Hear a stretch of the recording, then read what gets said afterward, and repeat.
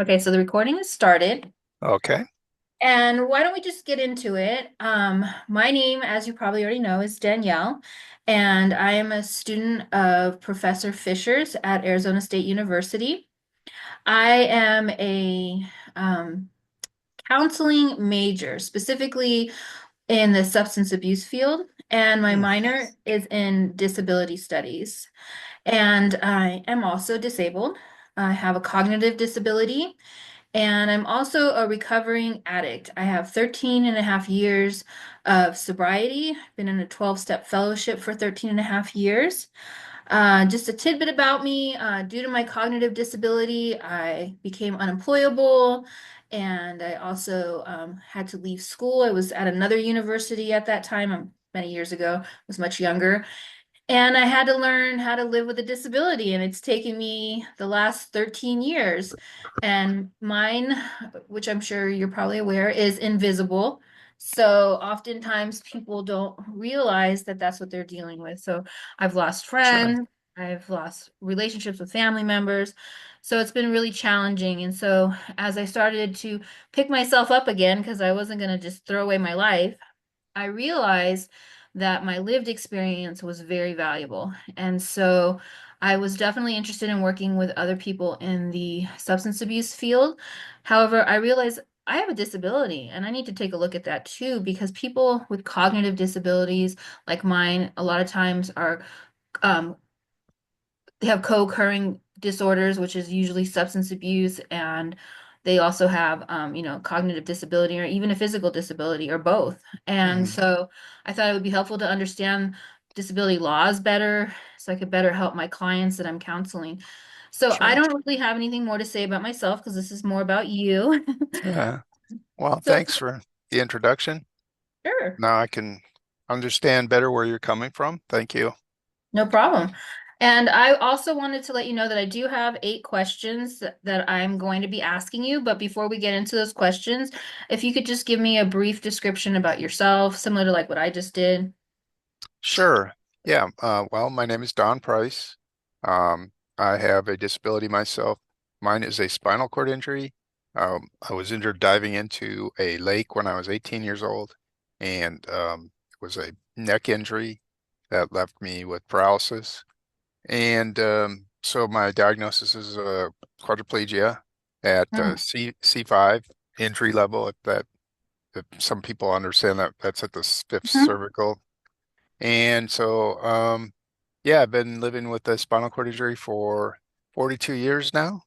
Hmm. And I'm originally from Wisconsin, but I moved here in 1986. I went to ASU myself, and I work currently at a place called Ability 360 in Phoenix, and I do um, my job title is early intervention. In my case, it means working with people early on after they have sustained a disability. So I try to get them resources and information and support as early as possible. And so, um, yeah, with that, I mean, I'm recently got married, live in Tempe. Um, Good friends with your professor, Peter Fisher, and I'm happy to help in any way I can. So you just, I got the questions that you sent, so appreciate that as well. So I'm Awesome. gonna, Thank you so much, Dawn. I just got married yeah. too. I forgot that Oh, part. Yes. congratulations. Thank you. Yes. I never foresaw that, actually. Ah, well, wonderful. Yeah, you get to have a second chance in life sometimes, I think. All Good. right, so let's go back to the questions. Can you share how your disability impacts your daily life, both positively and negatively? Yeah, sure. Well, let's start out with the what I would say the negative side is, and that is, as quadriplegic, I'm reliant on other people for my care. So I need somebody to physically help me get dressed in the morning, get washed up, get into my clothes into my wheelchair, um, bathroom, all that stuff. I rely on a caregiver. Um, so that it can be difficult. It was difficult, especially when I was younger and in college, trying to find caregivers. but I need them to help me maintain my independence. I'd say it's more expensive because I have, medical stuff I need to buy, wheelchairs. I mean, my insurance covers them, but repairs sometimes I end up paying, supplies that aren't covered. And so having a disability is definitely an expensive proposition. Um, Sometimes my equipment will break down. Um, and then, there are some things I'm not able to physically do that I wish I could do. Um, like climbing mountains or hiking or running. So those things, although I've adapted to not doing them over the years, but I still wish I could do a lot more things physically. And then sometimes there's as you know, people maybe would treat you differently. So just look at you and make assumptions or treat you with um, not the way you'd want to be treated. So those are the negatives, I would say. The positives, same first one I mentioned earlier, I rely on other people, and in some ways that's a positive. I've learned to um, better work in relationships, manage people, communicate better. So that negative also became a positive in my view. Um, and My disability has made me appreciate every day, I think, more than I would have otherwise. Be more empathetic toward people, understand other people and their differences, and accept those. So that to me is a positive that came out of my disability. So, and then another thing I would say is just learning adaptive skills, coping with physical and mental challenges that came along with the disability. And so those I would say are the positive things. I love how you mentioned that having to rely on other people is both positive and negative because I had the same experience, and initially it was very hard for me to let people help me. Hmm. And yeah, that was hard. That was really hard. Yeah, But yeah, I got a relationship with my father that I never had in that process. So there's the positive. fantastic. Yeah. Yeah, yeah, and I think of it this way, if somebody offers to help me, uh, and I allow them to, for them, it makes them feel good as well, and it's helping me. So, it's a way of, sharing a good feeling with somebody else that they can help you. So that's how Yeah, I view it. It is hard sometimes, though. I agree. I agree entirely. Okay, so let's move on to the next Hmm. question. How has society's perception of your disability influenced your experiences over time? Yeah. Um, well, I think that over time, society has become more accepting of disabilities as more people, as we age and more people have disabilities, for one Mm, thing. Then, legislation like ADA laws, um, and uh, independent living philosophy and home care have allowed more people with disabilities to participate in, um, I guess, in everyday life and being out in the community. So as people are more exposed to those of us with disabilities, they become more, I think, more understanding and more accepting. We're not there yet. Obviously, there's a ways to go, but I think it's definitely improved in the years that I've lived with a disability for sure. And the ADA is a big part of that as well, just for access and public accommodations and employment, transportation. So that that was passed in 1990, and um, I became disabled in 82, so I had a number of years before the ADA was passed. And we did have laws for access, but the ADA gave us the legal, I guess, teeth to enforce things. So that was a big part of it. Um, let's see what else I wrote down here. I think also people with disabilities have been more in like popular culture, I look back in movies and stuff before. years ago, and it was always like the person with a disability was kind of the villain or the bad guy. And over time now, we have characters in movies with all kinds of disabilities and TV shows where they're part of the family and they're working and they're doing normal things, So people see that we are just part of the community. So and then there was a phenomenon back before, probably before you were born, but um, we called it the super crip phenomenon. The only time you would see a person with disability is when they were doing something like running across the United States or um, skydiving from a volcano or something, or they were they were not doing everyday Right. things, It's just you had to be doing something super Notable. fantastic in order to get attention. And that's not the everyday person, with living with a disability. So that's how I think it's changed over time.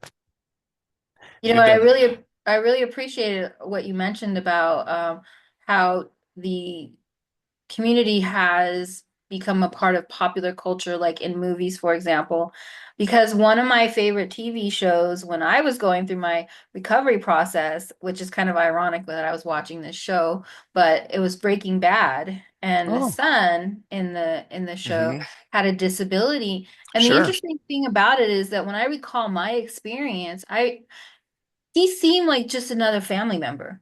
hmm He didn't seem like a Yeah, villain or a yeah. bad person because that just shows where we're at in our culture today when it comes to people that are living with disabilities. And, and then he's trying to raise money for his father who has cancer, who's selling meth to take care of him. So, Yeah. It's funny you mentioned that because I was reading about that and the characters in that show. At one point in the show, every character became somewhat corrupt in some way. except yeah, except for the son, except for that character. He was the right, only person that maintained or stayed true to a moral person, and so kind of the opposite of the years before when the right. evil guy in the wheelchair was the villain. Yes, So, yes. mm, or- so yeah. All right, so let's go on to the next one. Can you describe any accessibility barriers you faced and how you've overcome them? Um, so yeah, I mean, for me, every day there's physical barriers for me. Um, so I have to choose to either adapt to them some way or find a way around them, avoid them. So obviously my wheelchair is my main source of accessibility or mobility and accessibility. So like in my home I had to put ramps in, take out the bathtub and put in a roll-in shower, and those type of things. Same when I was in school, occasionally I would be they would assign me to a room that was not accessible. And Mm, so then I would have to, you know, lodge a complaint and based on the ADA or other, um, laws, they would move it to an accessible room. But I did have that happen to me a number of times when I was in college. Um, Same with, I've been on public transportation and, where a bus would pull up and the ramp or lift wasn't working. So you have mm. to, find a way around that or wait for the next one. So there's always barriers, but with people's help and just figuring out kind of planning, I do a lot of planning. And Mhm. like if I'm traveling, we'll call ahead to find out about accessibility wherever I'm going and that sort of thing, research that way. Um, what other things? Weather, I mean, weather's a huge barrier for me. I moved here to get out of the snow. From Wisconsin, I moved here because snow and wheelchairs don't mix too well. So cold, but especially the snow and the ice. So that is a big barrier for me. And even though I love nature, it's not always very wheelchair accessible.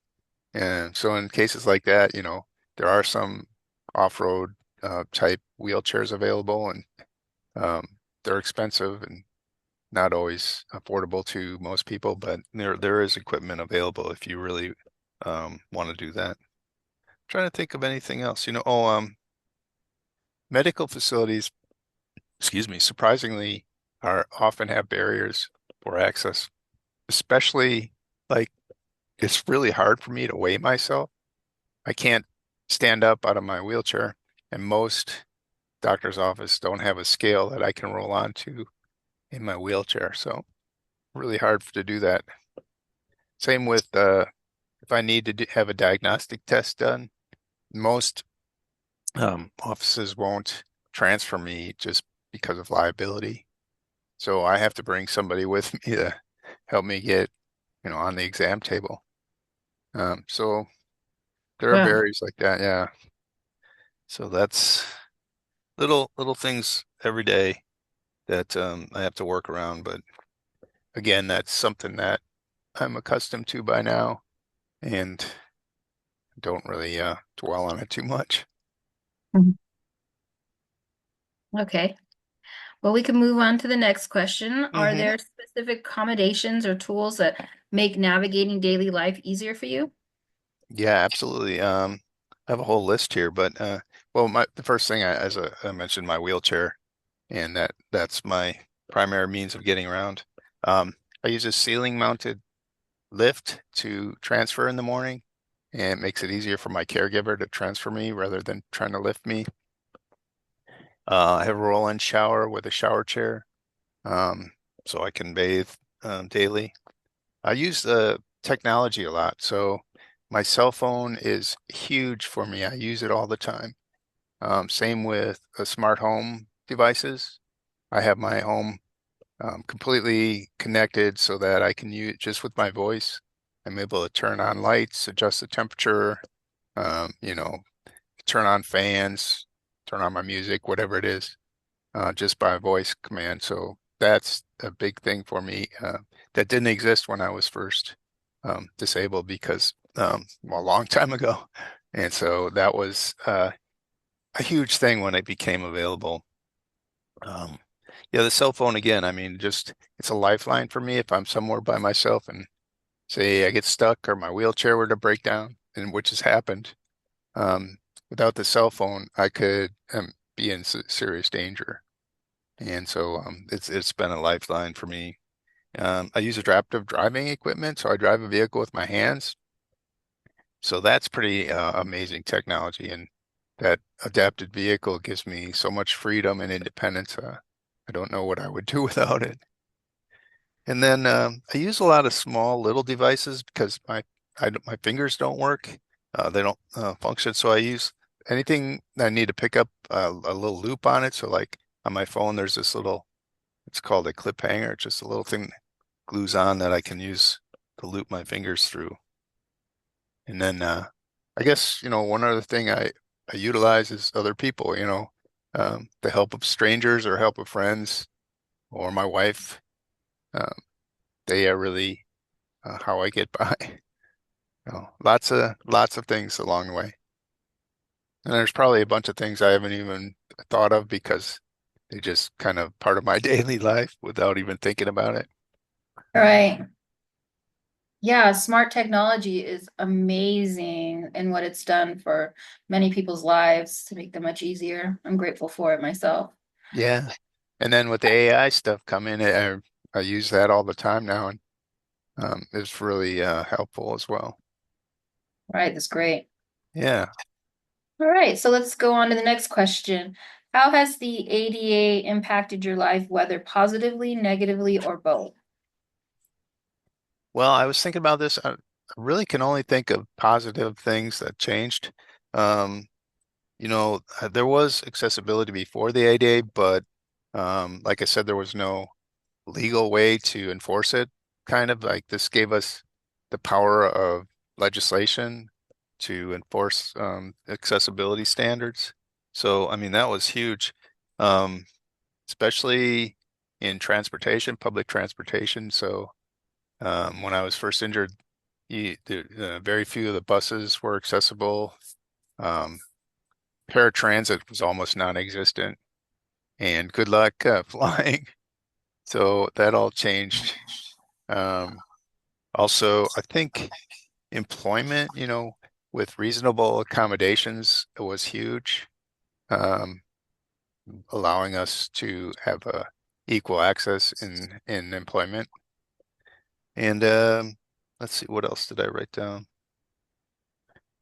You know, the only negative thing I know of is some there were some people that have brought about these frivolous lawsuits, kind of like legal shakedowns, where they go around and even if they're not using the business, they'll find that the sign is 3 inches too low or something, and then they'll threaten to sue the business, and that just gives the businesses negative view of the ADA laws.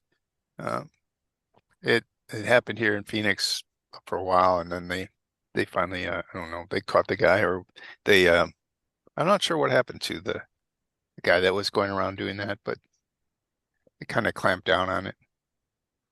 But Wow, that's too bad. Yeah. yeah, otherwise, it's really a positive thing. We here at our office on the wall, we have a number of pictures of the signing of the ADA and Mhm. the kind of the civil rights, disability civil rights marches and stair climb and all the things that led to that. So we're Awesome. big fans of the lawsuit. We still have to keep fighting so it doesn't get watered down more, but um, it's the cornerstone of our civil rights as people with disabilities. Right. Right. And I'm grateful that you perceive it that way because it's one thing for an able-bodied person to speak on the community's behalf, whereas people in the community are actually speaking up for themselves. It's very powerful. Absolutely, yeah, Mm. I agree. All right, so let's see. Have you experienced challenges in employment, education, or public spaces related to accessibility? Yes, I have. I know, like when I was first out of college, um, trying to find a job was very difficult, and I wasn't. I used the vocational rehabilitation services, and they didn't expect much from people with disabilities, the jobs they saw for me were not utilizing my education, they were, uh, they weren't what I was looking for. And so I had to let them know I was looking for a challenge. And so I basically had to do it on my own because they didn't expect much of me and I expected more. So that was difficult. I think it was just expectations of people with disabilities. And, we should have high expectations of ourselves and other people with disabilities because we're very capable and we Mm-hmm. make great employees. Um, Right. so that was I think the more of an attitudinal um, barrier, not so much physical. Um, I've been lucky to work at Ability 360 because it is um, an agency for and by people with disabilities. So I never had to struggle to get what I needed to accommodate me here. Um, in fact, that's kind of what we do to help others. So I've been very lucky in that sense. Education, um, the barrier for me in education was I spent a lot of my time managing and finding and taking care of caregivers, and it really ate into my study time and my ability to, focus on my studies. And so that was a tough thing to deal with, while my friends were either studying or going out and having fun. I was kind of working to make sure the next day my caregiver was going to show up, you Mm-hmm. know, and doing all that stuff. So that was a challenge for me based on, my disability that my able-bodied friends didn't have to deal with. And again, I mean, there are positive aspects of that because I did learn some valuable skills in managing and working with people, but it was a difficulty that I had to work through. And then let's see. public spaces, they're always a challenge. You know, uh, I went down to Mill Avenue this past week. A friend of mine was visiting, and we were going to go from his hotel to a bar down the street, and they were doing construction on Mill Avenue, and they had not accommodated ramps. And so we ended up, several times I would go to the corner, and there was, everything was ripped up, and there was no signage or anything. Luckily, I know my way around, but if I were a visitor or something, I would have been really upset and kind of lost where to go. Right. So those type of things happen, more than they should. So you can't tell me things like that because, like, I'm the fighter who wants to go get you a scale that you can get weight on, get you a person who can lift you when you go get your diagnostic test, get these ramps in place. Like, I'm that fighter who always wants to do these things, and it's hard. It takes a lot of work, and sometimes it's generation to generation, passing it on to the next person who wants to fight for that same thing until there's a win.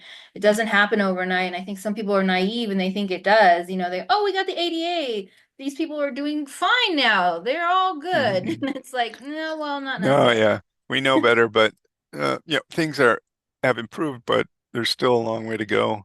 Yes. I That's I also, I advocate for access. So if I find a place, that's not accessible, I generally will let people know or let the city know or Mhm. whatever.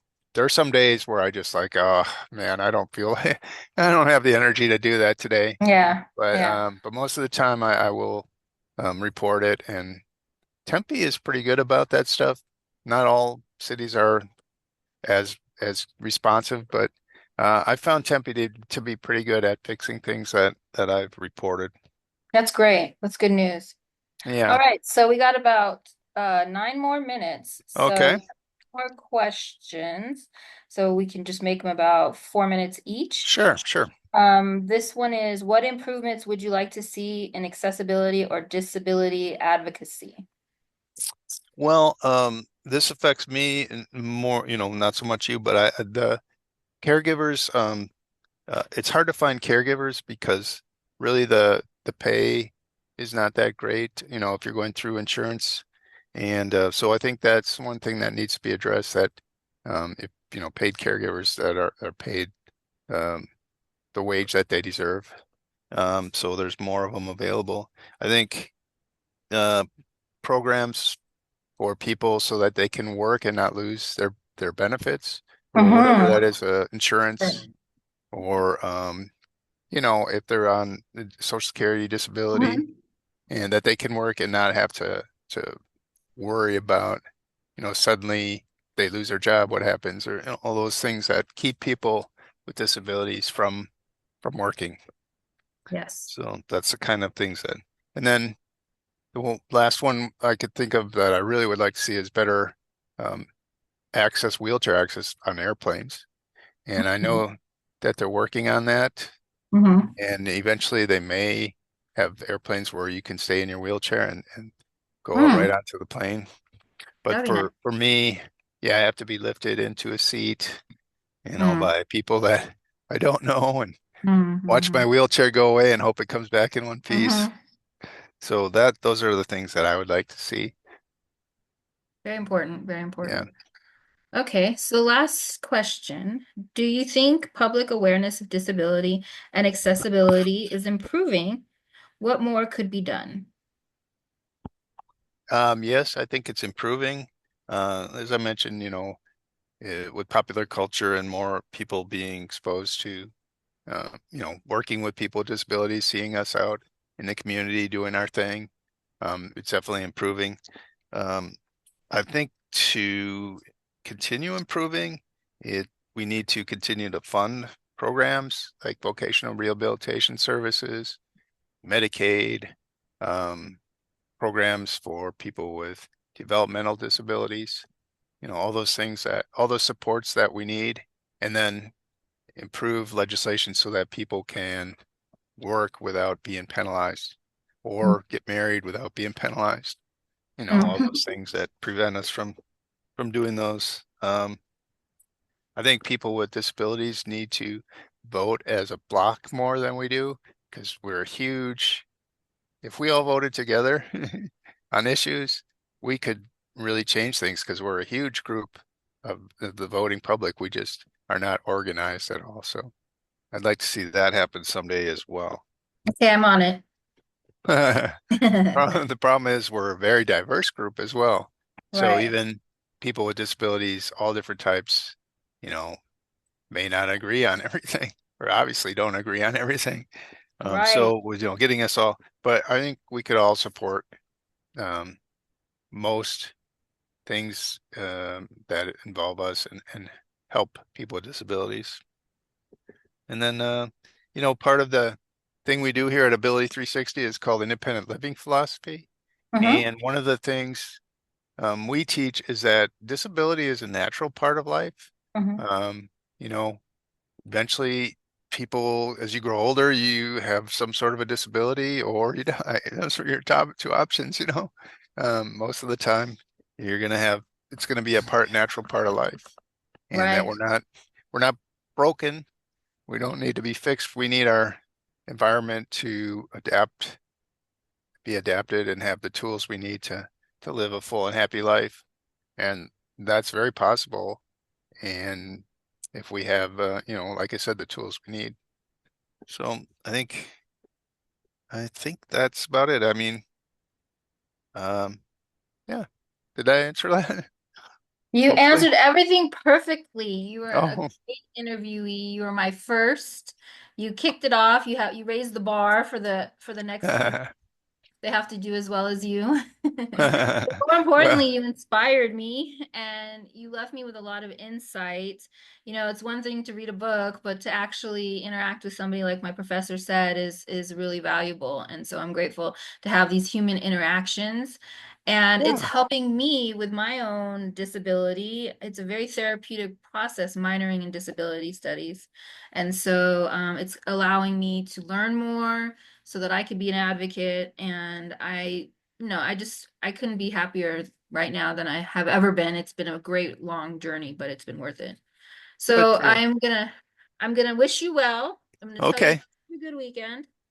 Hey, if you ever get down to Ability 360 and you want a tour, I'd be happy to show you around. Oh, It's an awesome. amazing Great. place.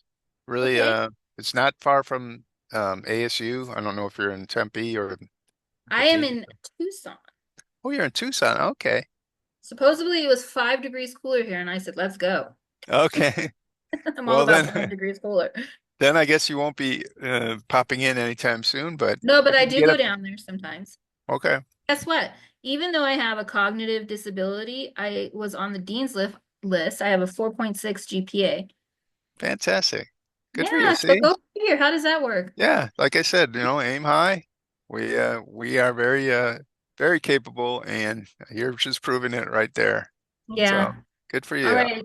Well, thank you so much, and you have a great weekend. Thanks a lot. You too, All right. Danielle. Thank you. Yeah. Bye-bye. Bye-bye.